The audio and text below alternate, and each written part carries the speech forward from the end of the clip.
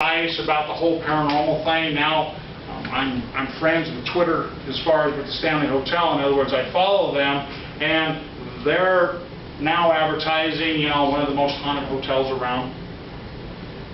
I don't know if it's a generational thing, if it's a flux of what people want to do, or it's something different, but they're actually showing stuff actually going that way.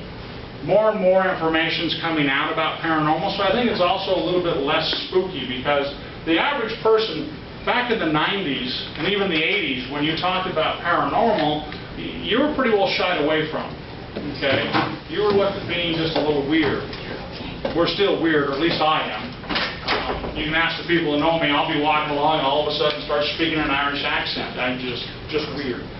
I'd like to keep stuff entertaining.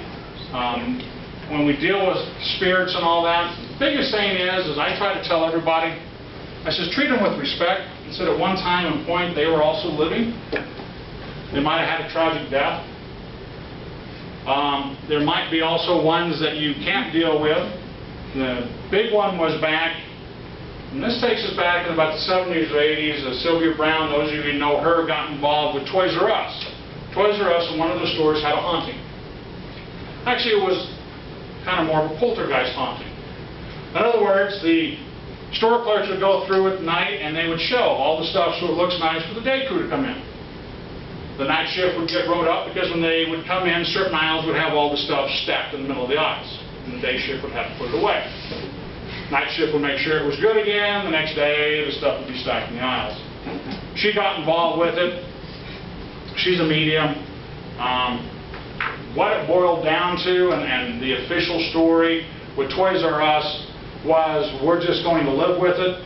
But supposedly Toys R Us had bought a piece of land and built a Toys R Us store on this piece of land.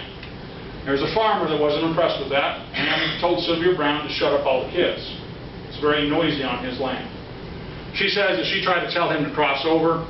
He refuses to recognize that he's dead, and every now and then I try to check in on the story to see where it's at. The last I heard, hadn't checked on it for about 8 years now.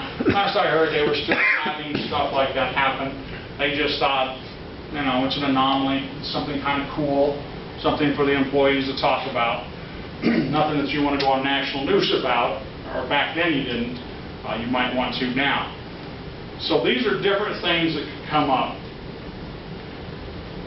We're expanding so heavily anymore as far as subdivisions that we're not paying attention to where we're going.